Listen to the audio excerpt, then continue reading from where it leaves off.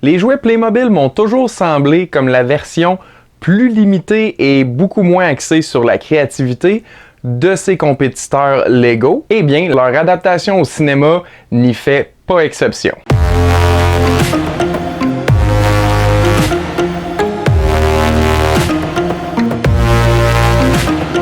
Bonjour et bienvenue à Chuck B Critique. Aujourd'hui, je donne mon avis sur le film d'animation basé sur les jouets Playmobil le film, version française de Playmobil the Movie. Accroche-toi, on arrive, petit frérot! Attrapez-les! Alors, vous autres, prêts pour le fun? C'est réalisé et scénarisé par Lino Di Salvo. C'est ça? Ah ben oui, je l'ai bien dit, je pense. Et aussi coécrit par Blaze Hemingway. Lorsque son petit frère nommé Charlie, super prénom soit dit en passant, disparaît dans un monde de Playmobil, sa sœur Marla doit partir à sa recherche et trouver un moyen de revenir à la réalité. Je ferai pas de détour, j'ai complètement détesté ce film. C'était honnêtement tellement pénible que j'ai failli quitter avant la fin. Ça dure 1h30, mais j'ai eu l'impression que c'était aussi long que The Irishman.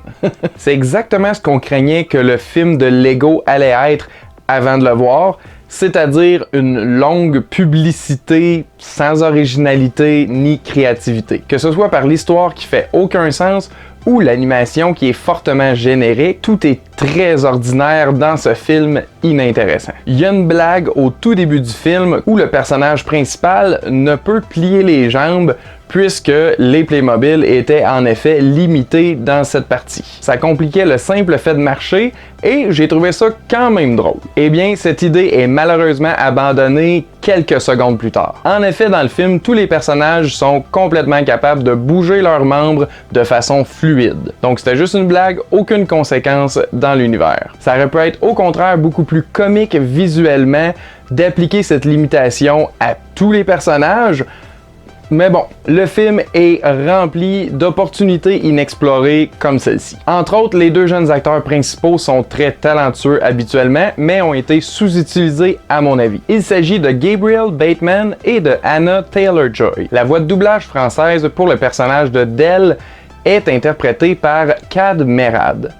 Et pour ma part, ça fonctionnait absolument pas. Toutes ces répliques étaient tellement délivrées de façon nonchalante et sans vie qu'on croyait même pas au personnage. J'irais même jusqu'à dire qu'il m'a un peu agacé tout le long du film. L'humour est quasi inexistant et très léger lorsque présent. Oh! Respire et serre les fesses! Et ouais, c'est par là. Suivez-moi! Ah non, celle-là c'est que pour les ordures. J'arrive pour te sauver, petit frère. Il y a aussi plein d'incohérences dans le scénario et des éléments qui m'ont plutôt déplu, comme par exemple le fait que Charlie est plutôt inconscient malgré son âge. À 12 ans, je pense que je serais pas heureux d'être transformé en jouet. Et du moins, je m'enfuirais pas de ma sœur qui essaie de m'aider. Et aussi, spoiler alert, mais on s'en fout pour vrai. Les parents des personnages principaux meurent très tôt dans le film. Genre, dans les premières minutes, il y a une chanson, sont heureux, puis comme 2 secondes après, whoop, la police est là pour annoncer que les parents sont morts. Avec les grosses lumières en plus qui flashent, comme si la police ferait ça quand ils annonçaient la mort des parents à leurs enfants. Hey, le quartier, c'est des orphelins! Ah, là là. Donc, en plus de pas du tout fitter dans le ton, c'est complètement inutile parce que c'est un élément déclencheur qui est pas nécessairement essentiel. J'explique. À la suite de ça, on est 4 ans plus tard et on voit la jeune adolescente qui maintenant doit s'occuper de son jeune frère. Je sais pas si c'est possible légalement, mais bon. Et à cause de ça, elle n'a plus le temps de jouer avec son jeune frère. C'est donc pourquoi il fugue et se retrouve dans un musée et justement intègre un jeu de Playmobil. Et voilà. La prémisse aurait pu être mise en place juste par le fait qu'elle est maintenant plus vieille et n'a plus envie de jouer avec son plus jeune frère au Playmobil. Les parents avaient pas besoin de mourir là-dedans, là. C'est pas un film de Disney. Bref, tout ça pour dire qu'on aurait pu mettre un petit peu plus d'effort et de réflexion dans ce film afin de le rendre plus divertissant et surtout mieux fait. J'aime énormément les films d'animation et c'est pourquoi, même si les bandes annonces me semblaient très ordinaires, j'espérais quand même voir un bon film. Mais malheureusement, c'est une totale déception pour ma part. Et je crois que même les très jeunes enfants risquent de fortement s'ennuyer avec ce film.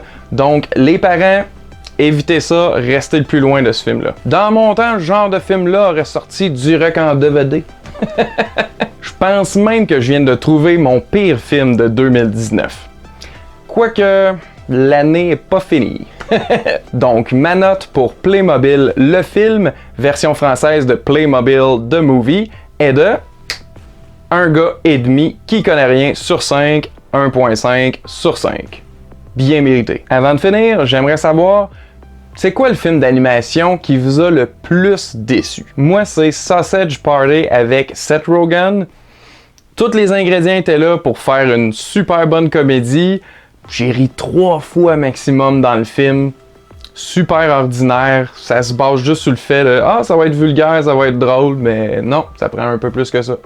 Donc, c'est ça. Et vous, c'est quoi votre grande déception du cinéma d'animation? Avez-vous vu Playmobil? J'espère que non, s'il vous plaît, allez pas le voir. Répondez-moi dans les commentaires ci-dessous. Merci de nous encourager en vous abonnant à notre chaîne sur YouTube et Facebook. Et aussi, n'oubliez pas de sonner la petite cloche de notification afin de ne manquer aucune de nos futures vidéos. Merci d'avoir écouté. À la prochaine!